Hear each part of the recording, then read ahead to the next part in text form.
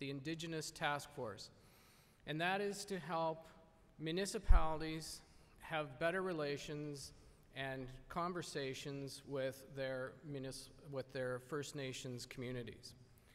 And so it is certainly a pleasure today to welcome the National Chief of the First Nations, Chief Perry Bellegarde. So please give him a big warm welcome to the AMO conference.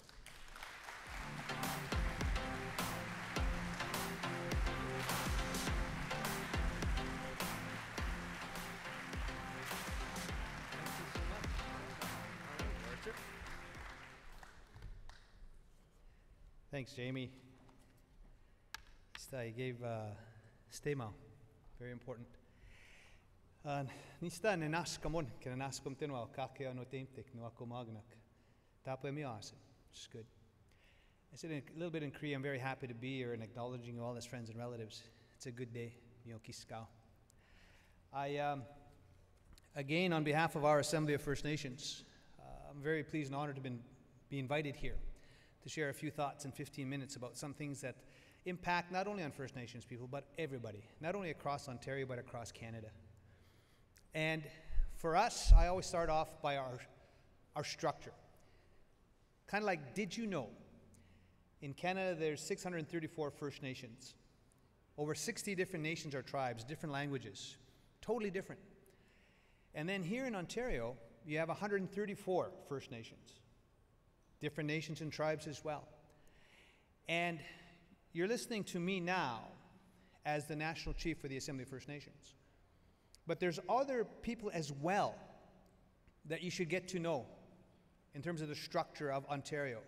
Because on my Assembly of First Nations executive, we have Regional Chief Roseanne Archibald, who's elected by the 134 chiefs. But then within her structure, she also has some Grand Chiefs. Grand Chief Alvin Fiddler from Nan, Nishnabieski in the north. You also have Grand Chief Joel Abram from the Association of Iroquois and Allied Indians in the south. You also have Francis Kavanagh, Grand Chief Francis Kavanagh from Treaty 3. You also have Grand Chief Glenn Hare from the Union of Ontario Indians. And then you also have independent First Nations, 6 nations. You have 6 different nations or tribes in 6 nations, but over 30,000 First Nations people. So in terms of structure, in terms of building relationships between yourselves as mayors with your councils, get to know the local First Nations next door to you. Get to know that structure. Get to know who they are. And you're already doing that in a lot of respects. And that's a good thing. Because I've always said it this way, that nobody is going anywhere in Canada. And if we start talking about recognition of rights and title and jurisdiction, from Aboriginal rights and title to treaty rights to reconciliation, and what does that look like? We've got to sit down and talk. We've got to sit down and listen and work together. And that's really why I'm here. Because I'm going to ask you to build relationships, work together as mayors, working with the chief and councils that are close. And I've always said it this way, that as First Nations people, Indigenous peoples, we have to get more and more of our people around decision-making authorities and decision-making tables. And I want to lift up Wendy Landry, the mayor of Shuniao. That's money in Cree, right? First Nations lady from the Red Rock Indian Band. And I don't know, I think it's the first elected First Nations mayor in Canada. So it's a good thing. It's a good thing because we not only need First Nations mayors, we need First Nations members of Parliament, First Nations MPPs, we need First Nations in the Liberals, in the Greens, in the NDP, and the Conservatives. We need to flood the market, so to speak. And it's a good thing. So I wanted to talk about as well that in Canada, things, when I bring the 634 chiefs together, what do we focus on? What do we talk about? And there's a number of things, but for me, it's all about building a better province and building a better country together. And I think about when the premiers came together a few weeks back in Big River, Saskatchewan. First time ever the premiers came out to our First Nations, we say out on the res, out on the reserve. We had all the premiers come together. And I took that as an opportunity to educate them, to talk to them about the need to do things at the provincial government level. And I'm going to highlight 3 or 4 things that I asked the premiers to do. I'm going to ask you as mayors to maybe get a copy of that letter I shared with them, because I'm going to ask you to write your premier and say, boy, Chief Bellegarde raised some items that we thought were pretty good. And one of them is change your curriculums in your province.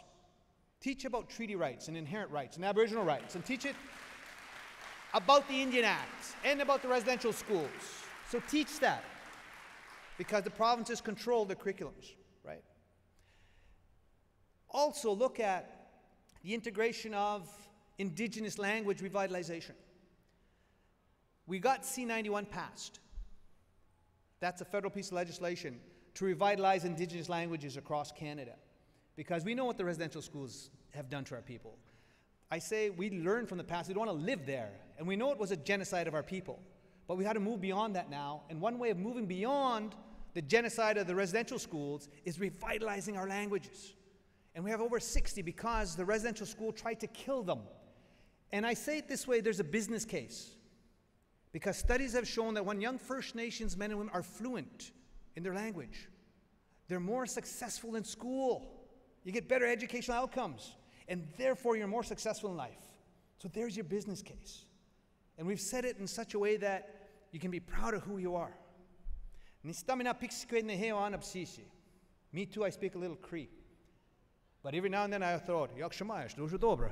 O, dobre den studenty, dobre den ponaczetaju. A little Ukrainsky too. I was bused from Little Blackbeard to Goodeve, Saskatchewan. So that's what we heard every morning in that Ukrainian school. So, but language is so important to identity. So language revitalization is another one I said is important. Getting your heads around child welfare. 40,000 children in foster care, Indigenous children in foster care. Not acceptable in Canada. And they're in the provincial systems. We need to fix that. Good idea. How do we work together to make sure that we get that done? I also talked about the implementation of the United Nations Declaration on the Rights of Indigenous Peoples. Very important. Roadmap to reconciliation. Whether you're talking about education reconciliation, economic reconciliation, whatever it is, the UN Declaration is very important. I've also asked for people to become familiarized with 2 very important reports. One, the Truth and Reconciliation Commission came out with 94 calls to action. If, as mayors, you don't know what that is, really become familiarized. Very important. Calls to action. From the implementation of the residential school system, a report was done. The Truth and Reconciliation Commission came out with a report. And we're asking all levels of government, federal, provincial, municipal, to look at ways of embracing and implementing those calls to action. That's another ask I made. The other one was missing and murdered Indigenous women and girls. Over 230 calls to justice. Ending violence against Indigenous women and girls. 231 calls to justice. Very important to become familiarized with those reports, because that impacts on all of our peoples right across Canada from coast to coast to coast. There were a number of other things I've asked, but I'm going to leave a copy of this letter with your president of AMO. I talk to him like that with great affection because he's the mayor of Parry Sound, and him and his wife Ali have shown my wife Valerie and I great friendliness and open arms when we go there to visit, because my mother-in-law lives in Parry Sound. And so we have to go there, and every now and then we're citizens of Parry Sound. And so Jamie is doing an excellent job. I'm going to leave this with him. The next thing I wanted to share with you all, because you are municipalities and you're subject to provincial government funding, right?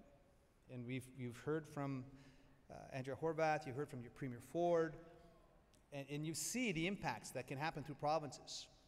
And so this thing called Established Program Financing, EPF Financing, happened in the 60s, where the federal government transferred billions of dollars to provincial governments for education, for healthcare, and for social services.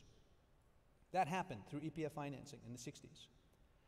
So those three very important things also impact on First Nations people. Half of our people don't live in the communities anymore. There's push factors. There's not enough houses, not enough jobs. People leave for educational reasons, different reasons. So half of our people live off reserve. And so they live in your towns, they live in the cities. And so looking at ways and means to make sure that there's adequate housing and adequate education and healthcare services to those people really becomes incumbent upon all of us to find ways to work together. And yeah, that EPF financing, and why I stress it over here, with the First Nations in your territories, they're funded differently, directly from the federal crown, because there's obligations over here. Treaty, federal crown fiduciary trust obligations over here. And then you've got EPF financing over here. But there are things and places where programs and services can overlap and why we need to work together. And I mentioned education. You're going to have young First Nations men and women going into your schools in town. There's some schools on the reserves, but there's also some schools in town. So curriculum changes, First Nations teachers, how do you make people feel welcome in that system? It's about working together, collaboration. And so when we start talking about the fastest growing segment of Canada's population is young First Nations men and women, Canada has an aging workforce. Canada has a skilled labor shortage. Point I make is we all have to invest in the fastest growing segment of Canada's population, which is young First Nations men and women, investing in education and training, K-12, post-secondary, technical vocational skills training, walking in both worlds, so we have language, culture as well, part of that education, healthy individuals. You're going to get huge returns on investment in the future, and that's very important. So once this gap, I always talk about this gap, there's a socio-economic gap that exists in Canada. Canada, according to the United Nations Human Development Index, 6 to 8, quality of life. You apply the same indices to First Nations people, we're 63rd to 78. So it's almost like 6 versus 63rd, this gap. It's huge. This is what we need to address together. We have to close it.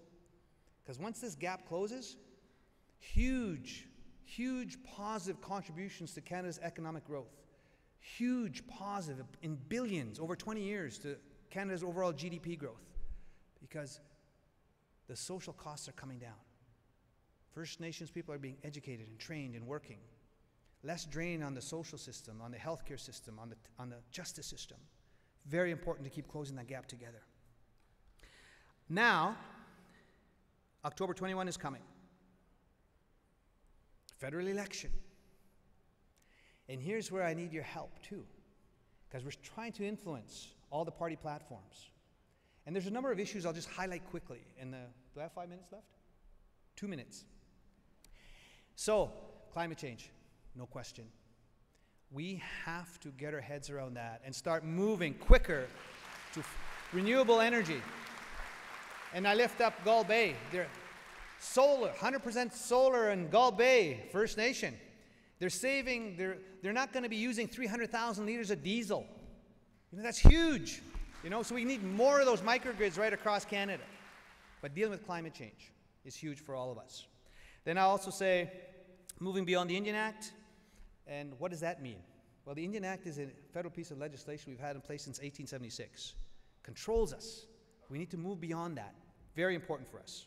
Working on a new fiscal relationship with the Crown, long-term sustainable predictable funding based on total membership, keep up with inflation, based on needs, treaty-based funding, percentage of lands and resources, all the above. We need to get that in place. And the other one is restorative justice as well. I said there is no justice in Canada. There's laws, common law, civil law. There's also First Nations law, Creators law. We need to make space for that. There's too many of our people in jails, disproportionate numbers, too high. So we need to work together to fix that system. I think of Colton Bushy's family. I think of John Steyer's family. I see systemic racism in there, and we need to work together collectively to change that. My last comments now, guys, mayors, your worships. And this is my worldview, and this is it. When we come together as Indigenous peoples and we bring our elders in, we say we're the most or least racist people because we're the two-leggeds. I don't care if you're black, white, yellow, red, polka dot. We're the two-leggeds. And our elders and our people will give thanks to the Creator, God, every day. Beautiful day. But we also give thanks to the ones that sit in the east, in the south, the west, the north, for they do things for us. We give thanks to Mother Earth.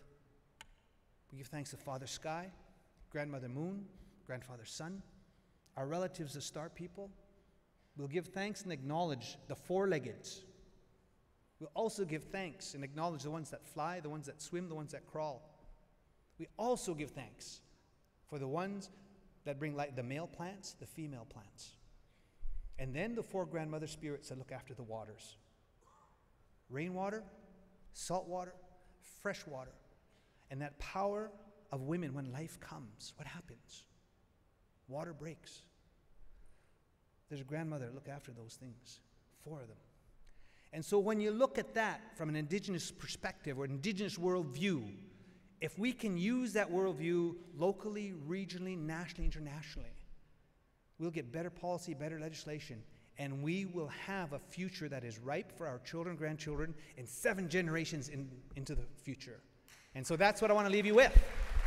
Let's build our people strong. Let's keep working together. That gap will close. It's good for Ontario. It's good for Canada. Thank you.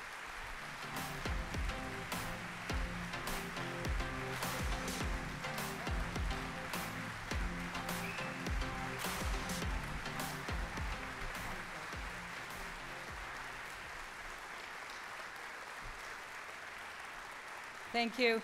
My name is Wendy Landry, and I'm the chair of the Indigenous Relations Task Force at AMO.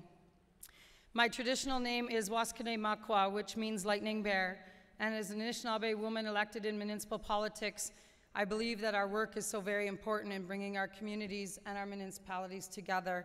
And I wanted to take a minute to say a big chimigwich to the National Chief for taking time out of his very busy schedule to come and share his words of wisdom with all of our municipal leaders here today. Chimigwich. Okay.